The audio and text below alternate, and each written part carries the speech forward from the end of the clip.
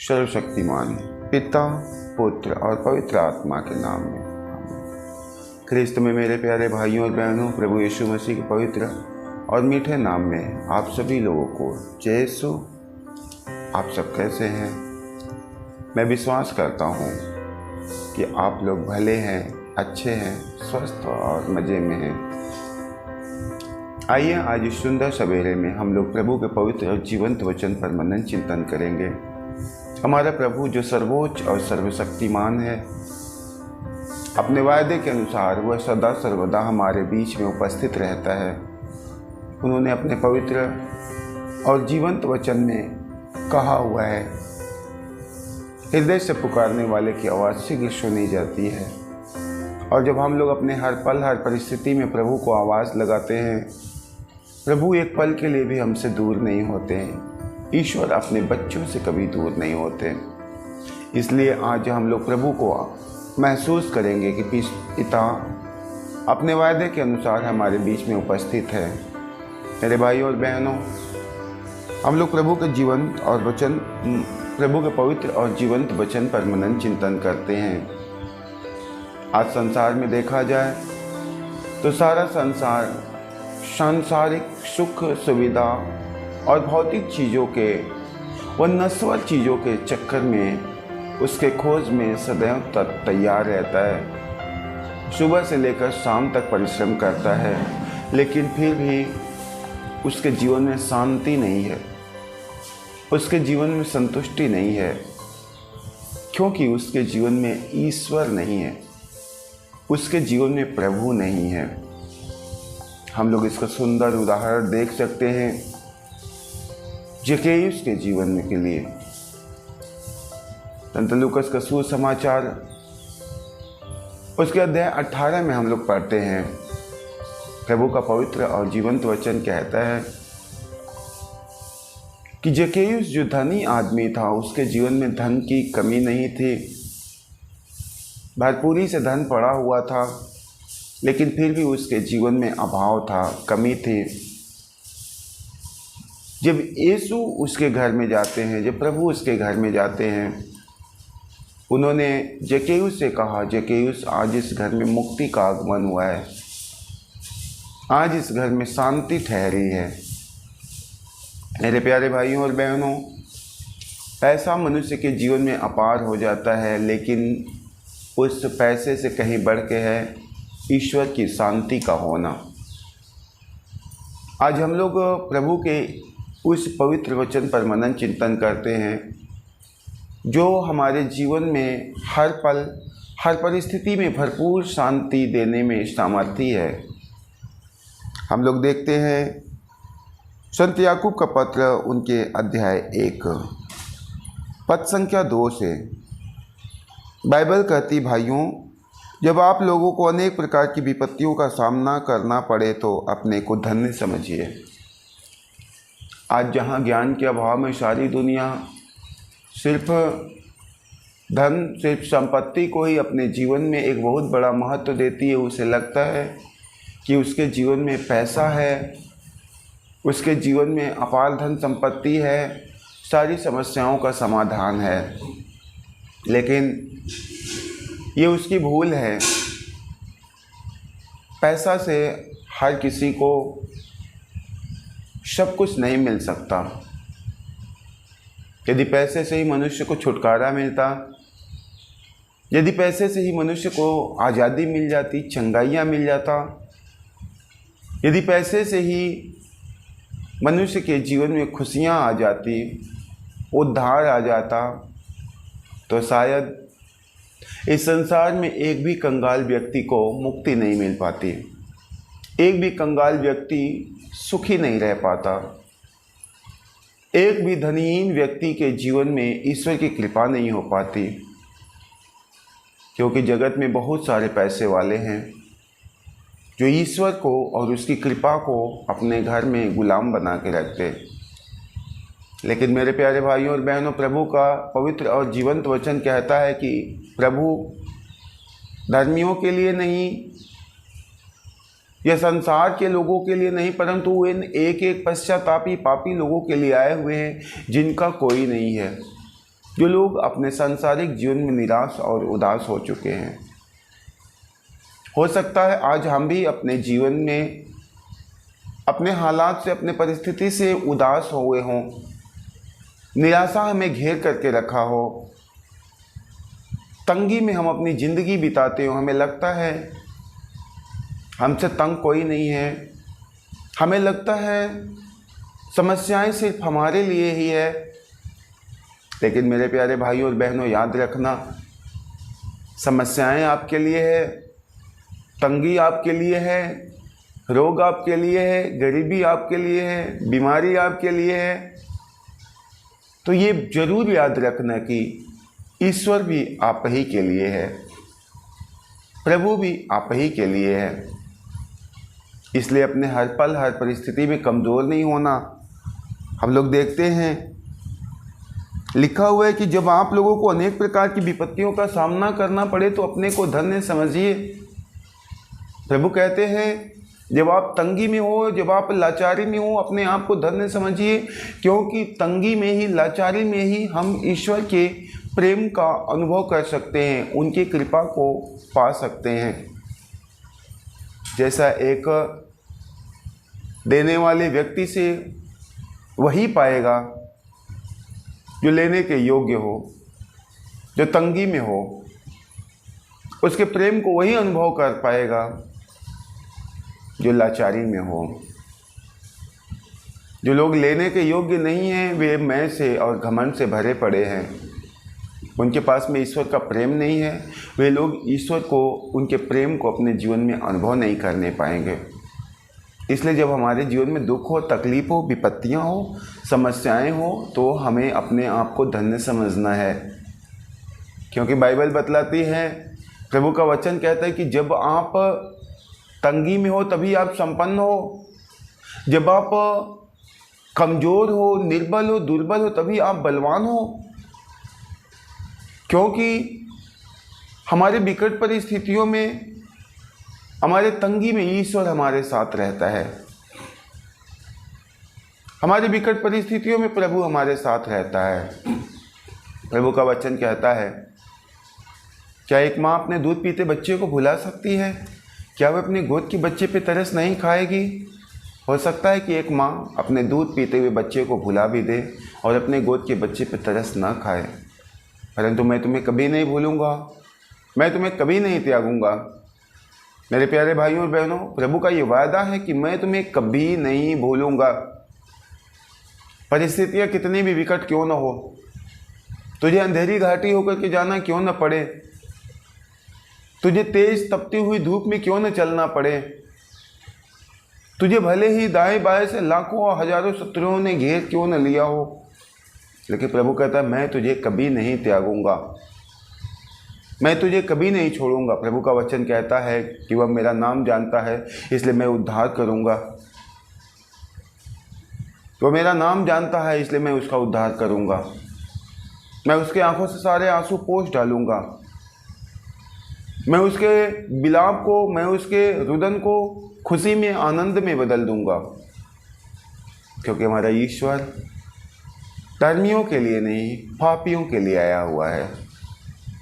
इसलिए ईश्वर के उपस्थिति को, उनके अनुग्रह को अपने जीवन में महसूस करना, अनुभव करना, देखना। जब आप विपत्ति में होंगे, प्रभु आपके साथ में खड़ा होगा। जब आप परेशानी में होंगे, संसार के लोगों पर भले ही आपने भरोसा करके रखा हो, निगाहें लगा करके रखी हो, उम्मीद किया हो कि मेरे दुख की घड़ी में ये मेरे साथ रहेंगे, लेकिन वह आपसे दूर है। शायद उनको आपने अपनी समस्या सुनाई, उन्हें अपने दुख में सम्मिलित होने के लिए आमंत्रित किया, लेकिन वह नहीं है। बहाने करके, नाना प्रकार के कारण बता करके आपसे दूर हैं। लेकिन जब आप अनुभव करेंगे तो ऐसे पल में ईश्वर का धैर्य, उसका साहस, उसका भरोसा और स्वयं प्रभु आपके साथ रहता है, आपको कभी नहीं छोड़ता है। इसलिए हम लोग प्रभु के पवित्र वचन पर मनन चिंतन करते हुए देखेंगे। लिखा हुआ है कि आप जानते हैं कि आपके विश्वास का इस प्रकार का परीक्षण धैर्य उत्पन्न करता है। प्रभु अपने पवित्र और जीवंत वचन में कहते हैं कि मैं जिसे प्यार करता हूँ उसे मारता हूँ, उसे डांटता हूँ, उसे दंडित करता हूँ। हमारे जीवन में जब समस्याएं हैं, परेशानियां हैं, तो इसलिए नहीं है कि हम नाश किए जाएं, इसलिए नहीं कि हम बर्बाद हो जाएं, इसलिए नहीं कि हमारे दुश्मन, हमारे बैरी हमारा उपहास करें, बल्कि ये इसलिए है कि हमारा विश्वास उस ईश्वर में तगड़ा हो जाए जिन्होंने हमें बनाया और जिन्होंने हमें बचाया, हमारे लिए क्रूस पर कीमत चुकाया। और वह प्रभु कहते हैं, महसूस करना, मैंने माँ के गर्भ से लेकर आज तक तेरी रखवाली करते आया हूँ और मैं आगे भी कर रहा हूँ। इस चीज़ को महसूस करना, अपने विश्वास के धैर्य को, उस परीक्षण को गहराई तक पहुँचने देना। बाइबल बतलाती है, धैर्य को पूर्णता तक पहुँचने दीजिए जिससे आप लोग स्वयं पूर्ण तथा अनिद्य बन जाएं और आप में किसी बात की कमी न रहे। धैर्य, भरोसा और विश्वास को पूर्णता तक पहुंचने दीजिए और आप एक परिपूर्ण, एक संपूर्ण व्यक्ति बन जाएं जिससे कि आप में किसी बात की कमी न रह जाए। मेरे प्यारे भाइयों और बहनों, मनुष्य के जीवन में तंगी है, उसके जीवन में समस्याएं हैं, तो उसका कारण है कि वह ईश्वर पर पूर्ण रूप से धैर्य नहीं रखता, पूर्ण रूप से भरोसा नहीं रख पाता है। इसलिए तो जो कुछ सोचता है उसके जीवन में हो नहीं पाता, जिस चीज़ की चाह करता है वो उसको मिल नहीं पाती, क्योंकि उसका विश्वास, उसका भरोसा पूर्णता तक नहीं जाता है, उसका विश्वास परिपूर्ण नहीं होता है। आज हम अपने हर परिस्थिति में, हर हालात में अपने विश्वास को परिपूर्णता तक जाने देना है, अपने विश्वास को तगड़ा होने देना है। जब हमारा विश्वास तगड़ा होता है, हम ईश्वर के निकट में होते हैं और ईश्वर हमारे पास होता है। वह प्रभु कहते हैं कि जब तुम मुझे पुकारोगे मैं तुम्हें उत्तर दूंगा, मैं अपने दाहिने और सामर्थी हाथ से तुझे बचा लूंगा। मेरे प्यारे भाइयों और बहनों, पुकारेगा कौन? आवाज कौन लगाएगा? जिसको भरोसा होगा, जिसको विश्वास होगा कि मेरा बचाने वाला मेरे साथ है, मेरा सृष्टिकर्ता मेरे संग संग है, मेरे एक एक सांसों की हिफाजत करने वाला, मेरे एक एक बाल की गिनती रखने वाला ईश्वर हमारे साथ है। वही तो प्रभु को पुकारेगा, वही तो ईश्वर को आवाज़ लगाएगा। तो इसलिए आज हमें और आपको प्रभु को पुकारना है, प्रभु को आवाज़ लगाना है। प्रभु आपसे दूर नहीं है, याद रखना, ईश्वर आपसे दूर नहीं है। आपके साथ रहने वाले, आपके साथ उठने बैठने वाले व्यक्ति, आपके सांसारिक हर परिस्थिति में आपके संग संग रहने वाला व्यक्ति भले ही दूर हो जाए, लेकिन प्रभु आपसे कभी दूर नहीं होता, ईश्वर कभी आपसे दूर नहीं होता है। हम लोग प्रभु का पवित्र और जीवंत वचन कहते हैं, पढ़ते हैं, लिखा हुआ है कि यदि आप लोगों में किसी में प्रज्ञा का अभाव हो, ज्ञान का अभाव हो, तो आप ईश्वर से प्रार्थना करें और आपको प्रज्ञा मिल जाएगी, क्योंकि ईश्वर खुले हाथ और खुशी से सबको देता है। बाइबल कहती है आप में यदि किसी में प्रज्ञा का अभाव हो तो आप ईश्वर से प्रार्थना करें और आपको प्रज्ञा मिल जाएगी, क्योंकि ईश्वर खुले हाथ और खुशी से सबको देता है। मेरे प्यारे भाइयों और बहनों, आज प्रभु के पास रहने के लिए हमारे पास में ज्ञान की कमी है, हमें प्रार्थना करने के लिए प्रज्ञा का अभाव है। हमें क्यों ज्ञान नहीं मिलता, हमें क्यों बुद्धि नहीं मिलती? क्योंकि हम ईश्वर से मांगते नहीं हैं। प्रभु देने में सामर्थी है और वह खुशी से उदारता पूर्वक अपने बच्चों को लौटाता है। तो आज इस बात पर विश्वास करना, इस बात पर भरोसा करना और अपने हर हालात में, हर परिस्थिति में प्रभु से मांगना, प्रभु से मांगना, देखना कैसे ईश्वर आपको देता है, कैसे प्रभु आपको देता है। हम लोग संत मत्ती का सुसमाचार उसके अध्याय 15 में पढ़ते हैं, जब एक गैर विश्वासी व्यक्ति, एक स्त्री प्रभु के पास में आती है और उसे कहती है मेरे बच्चे को स्वस्थ और भला चंगा कर। प्रभु कहते हैं बच्चों की रोटी लेकर के पिल्लों के आगे नहीं डालना है। उस स्त्री ने कहा हे प्रभु, बच्चों के हाथ से गिरे हुए जूठन को खा करके पिल्ले अपनी भूख को मिटाते हैं, अपनी प्यास को मिटाते हैं। उसके इस विश्वास, इस धैर्य के कारण हम लोग देखते हैं वह एक गैर विश्वासी होने के बाद भी ईश्वर की कृपा के योग्य बनती है, क्योंकि वह अपना विश्वास प्रभु में प्रकट करती है, अपना भरोसा प्रभु में प्रकट करती है। मेरे प्यारे भाइयों और बहनों, हमें भी ऐसा भरोसा, ऐसा विश्वास लेकर के प्रभु के पास में आना है, ईश्वर के निकट में आना है। हमारे विश्वास को कमज़ोर नहीं करने देना है। यदि हमारा विश्वास प्रभु में है, फिर नहीं है, अभी हम विश्वास करते हैं, फिर संदेह करते हैं, अभी विश्वास करते हैं, संदेह करते हैं, होगा कि नहीं होगा, छुटकारा मिलेगी कि नहीं मिलेगी, चंगाइयाँ मिलेगा कि नहीं मिलेगा। मेरे प्यारे भाइयों और बहनों, धर्म ग्रंथ तो बाइबल बतलाती कि ऐसा व्यक्ति हवा के द्वारा बहाई गए उन लहरों के समान है, जो लहर ना तो इस पार जाती है ना उस पार जाती है, वो सिर्फ अपने जगह पर ऊपर नीचे करती रहती है। हवा तेजी से चलता है, लहरें उठती है, लेकिन वे लहर इस किनारे उस किनारे जाने में असमर्थ ही है।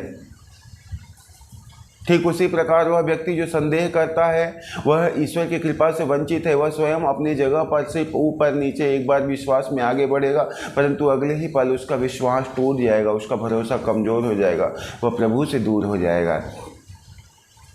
आज हम जब प्रभु में भरोसा करते हैं, हम प्रभु में विश्वास करते हैं, तो हम लोग सच्चे हृदय से विश्वास करें। प्रभु ने कहा हुआ है मनुष्य के लिए जो कुछ असंभव है मेरे लिए सब कुछ संभव है, मेरे लिए सब कुछ संभव है।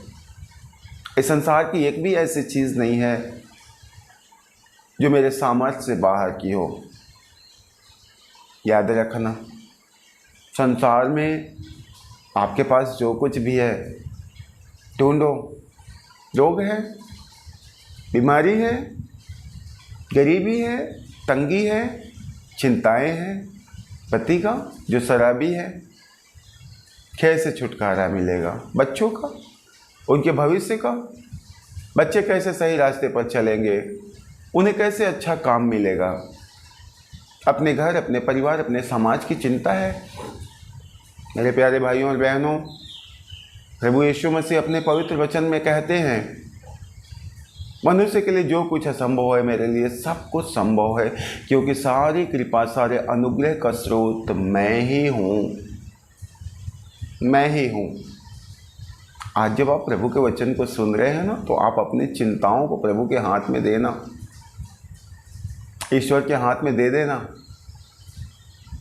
और देखना प्रभु आने वाले दिनों में कैसे आपके आंखों के सामने चमत्कार करते हैं। प्रभु कहते हैं ना कि तुम अपने आप को पवित्र बनाए रखो, और देखो कल कैसे ईश्वर तुम्हारे आंखों के सामने चमत्कार और चिन्ह प्रकट करेगा। ये पवित्रता क्या है? हमने प्रभु में भरोसा किया, प्रभु में विश्वास किया, इस विश्वास में संदेह को नहीं आने देना है। जिस प्रकार एक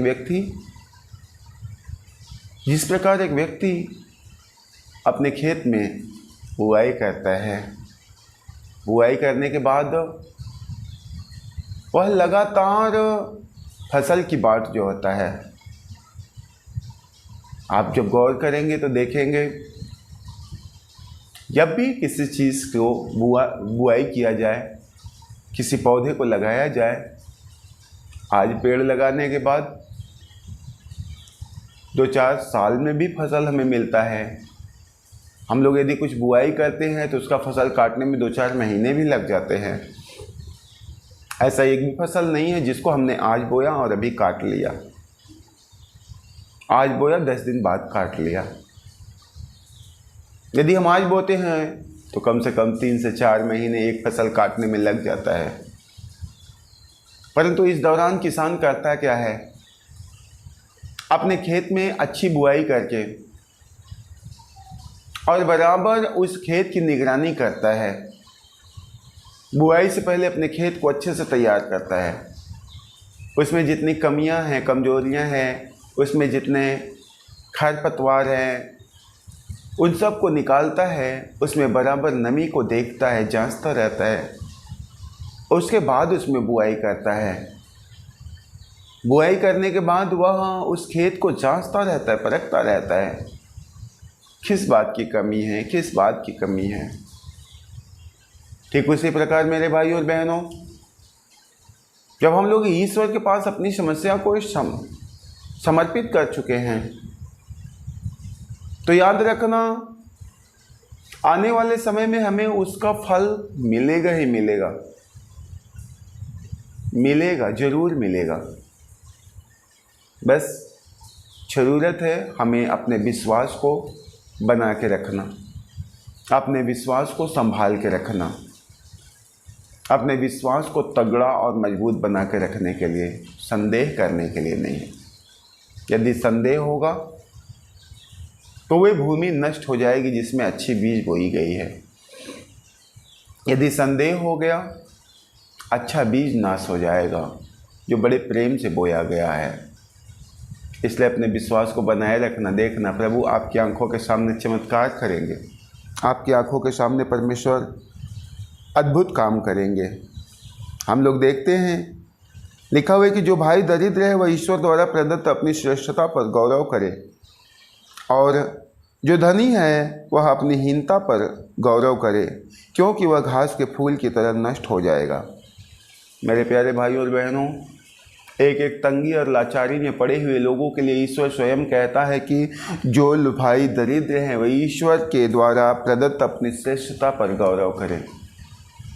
इस संसार में दरिद्रता को ईश्वर श्रेष्ठता का महत्व देते हैं, श्रेष्ठता का स्थान देते हैं, और इसका सुंदर उदाहरण हम लोग देख सकते हैं उस धनी आदमी और उस लाजर के जीवन को। जो लाजर इस संसार में तंगी में था, उस धनी के मेज के जूठन से अपनी भूख मिटाने के लिए तड़पता था, तरसता था, लेकिन उसकी श्रेष्ठता इसी में थी कि वह तंगी में था। वह गौरव करने की बात इसलिए थी कि वह लाचार था, इसलिए तो उसे इस सांसारिक मृत्यु के बाद में अनंत जीवन मिलता है, वह स्वर्गीय सुख में जाता है। और वह धनी आदमी जो इस संसार में संपन्न था, किसी बात की कमी नहीं थी, प्रभु कहते कि संसार के धनी लोग अपनी हीनता पर गौरव करें, अपनी तंगी पर गौरव करें। जिस प्रकार संसार का लाजर स्वर्ग में धनी हो गया और संसार का धनी व्यक्ति नरक में चला जाता है, कंगाली में चला जाता है, प्रभु कहता है जब आप संसार में तंगी में हो, अपने आप को संपन्न समझो, अपनी संपन्नता पर गौरव करो, आनंद मनाओ। लेकिन संसार में आप धनी हैं, अपनी हीनता पर आप गौरव करो। मेरे प्यारे भाइयों और बहनों, प्रभु ने स्वयं उस धनी से व्यक्ति से कहा कि याद करो कि संसार में तुमने केवल सुख ही सुख भोगा, इसलिए यहाँ पर तुम्हें दुख मिल रहा है, यंत्रणाएं मिल रही है, परंतु लाजर ने दुख ही दुख भोगा, इसलिए इसे ये खुशी, ये आनंद भरा जीवन मिल जाए। इससे आपको क्या लगता है? आपको क्या समझ में आता है? प्रभु आपके लिए भी यही कहते हैं।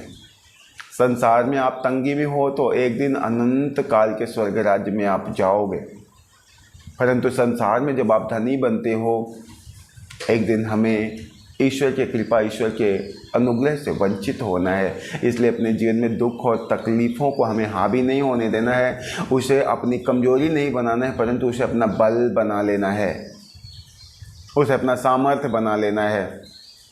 क्योंकि जब हम दुख में होते हैं, ईश्वर के करीब होते हैं, ईश्वर के निकट में होते हैं, उनके महिमा के निकट में होते हैं।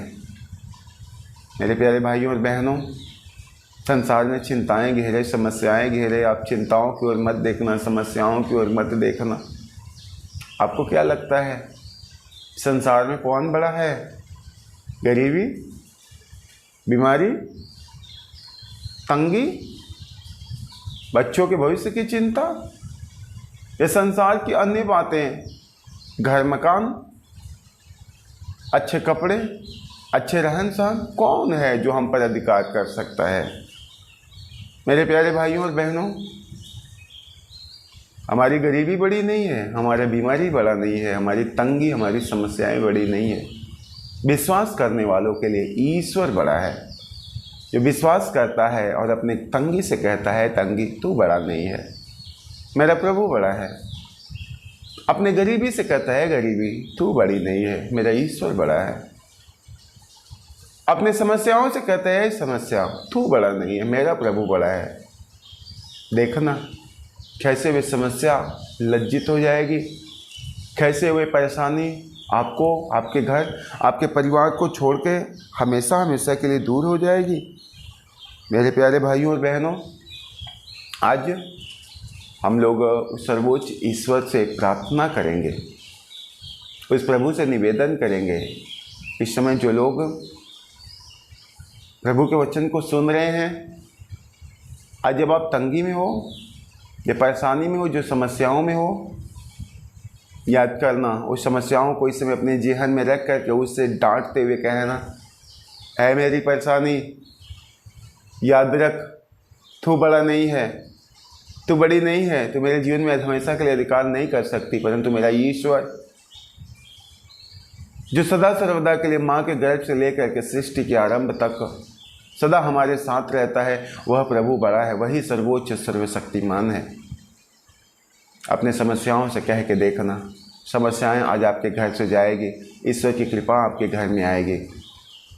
आइए इस समय आप लोग अपनी सारी समस्याओं को, सारी परेशानियों को स्मरण करेंगे, अपने एक एक ज़रूरतों को याद करेंगे और उन ज़रूरतों को आज ईश्वर की ओर बढ़ाते हुए कहेंगे कि हे प्रभु, तुझ में सामर्थ्य है, तुझ में सामर्थ्य है पिता, बंधन को तोड़ने का तुझ में सामर्थ्य है प्रभु, रोगों से चंगाई देने का तुझ में सामर्थ्य है पिता, हालात को बदलने का तुझ में सामर्थ्य है प्रभु, परिस्थितियों को संभालने का। आज जब आप निसंतान हैं, अपना जीवन प्रभु के हाथ में देंगे।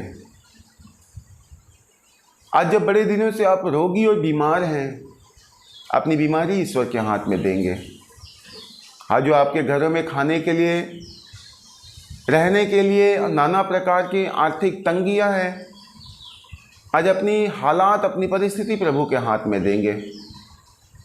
आज आपके घरों में हो सकता है किसी कारणवश कोर्ट कचहरी का चक्कर हो, आज उसे हम ईश्वर के हाथ में देंगे। अपने ज़िंदगी की एक एक परिस्थिति को प्रभु के हाथ में दे करके उन परिस्थितियों से कहेंगे कि है परिस्थिति तू बड़ी नहीं है, मेरा ईश्वर बड़ा है। आज प्रभु आपके जीवन में अद्भुत काम करेगा। आइए इस वक्त हम लोग आंखें बंद करते हुए सर्वोच्च ईश्वर से प्रार्थना करेंगे। आप लोग हमारे साथ प्रार्थना में जुड़ जाएंगे। हे सर्वोच्च ईश्वर और सर्वशक्तिमान परमेश्वर, हम आपको धन्यवाद देते हैं प्रभु, सारे दिल और मन से, सारी आत्मा से आज के सुंदर घड़ी, सुंदर समय में आपको कोटि कोटि धन्यवाद देते हैं।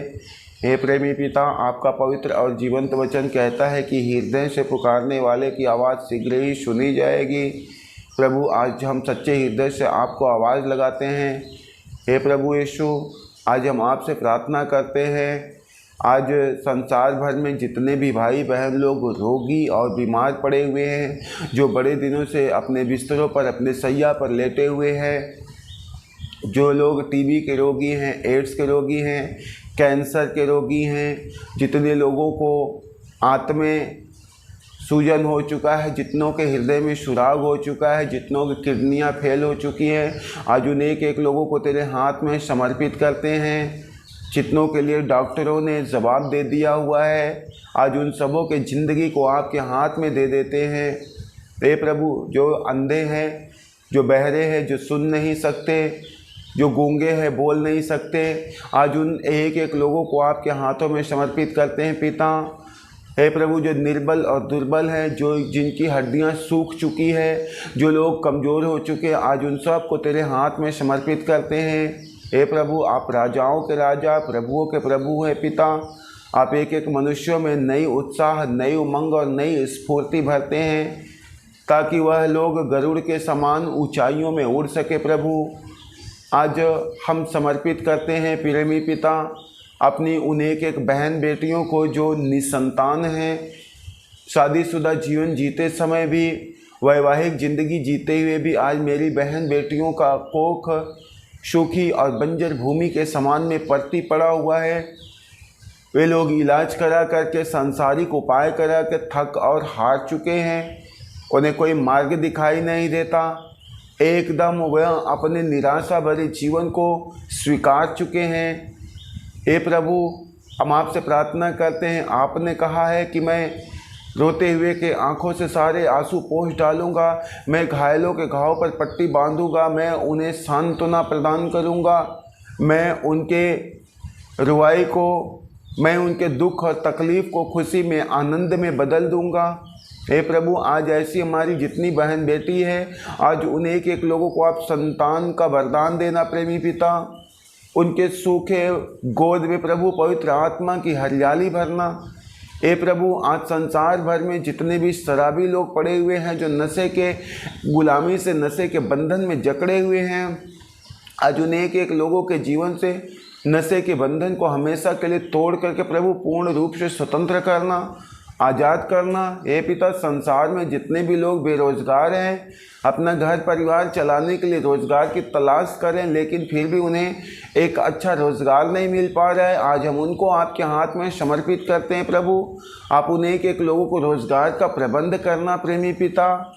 हे प्रभु यीशु, संसार भर के एक एक लोगों को हम तेरे हाथ में समर्पित करते हैं, जो सांसारिक जीवन को अच्छे से चलाने के लिए प्रभु कठिन परिश्रम कर रहे हैं, आज उन सबों को आपके हाथ में समर्पित करते हैं। हे पिता, आप एक एक लोगों पर अपनी दया करना, एक एक लोगों पर अपना अनुग्रह उंडेलना पिता, ताकि लोग इस सांसारिक जीवन को सरलता और सुगमता से जीते हुए प्रभु तेरे महिमा को अनुभव करने पाएँ, और पिता तुझे अपने जीवन में मुक्तिदाता के रूप में ग्रहण कर सके प्रभु, और तेरे मार्ग पर आगे चल सके, तुझे अपने जीवन में प्रभु यीशु पहला स्थान देने पाए।